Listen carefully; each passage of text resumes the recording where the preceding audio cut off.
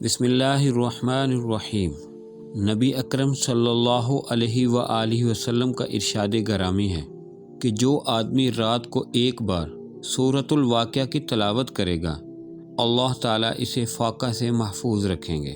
صحابہ اکرام رضی اللہ عنہم اجمعین کے ایمان و یقین پر قربان جائیں کہ آپ صلی اللہ علیہ وآلہ وسلم کی زبان اطہر سے نکلے ہوئے ارشادات پر انہیں اتنا کامل اعتماد و اعتقاد ہوتا تھا کہ تمام دنیا کو آپ صلی اللہ علیہ وآلہ وسلم کے ایک ارشاد مبارک پر قربان کرنے کو تیار رہتے تھے۔ اس سلسلے میں آپ سے ایک واقعہ شیئر کرنا چاہتا ہوں۔ حضرت عبداللہ بن مسعود رضی اللہ تعالی عنہ کی وفات کا وقت قریب آیا تو امیر المؤمنین سیدنا عثمان بن عفان رضی اللہ تعالی عنہ ان کے پاس تشریف لائے اور 1,00,000 درہم ان کی خدمت میں پیش کیے۔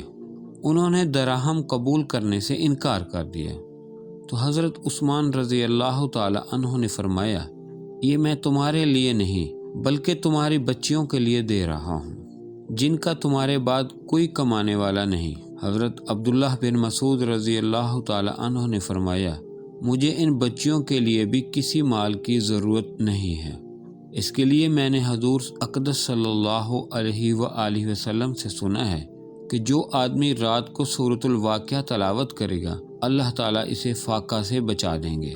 میں نے اپنی بچیوں کو سورۃ الواقعہ حفظ کرا دی ہے، لہذا انہیں اس مال کی کوئی ضرورت نہیں ہے۔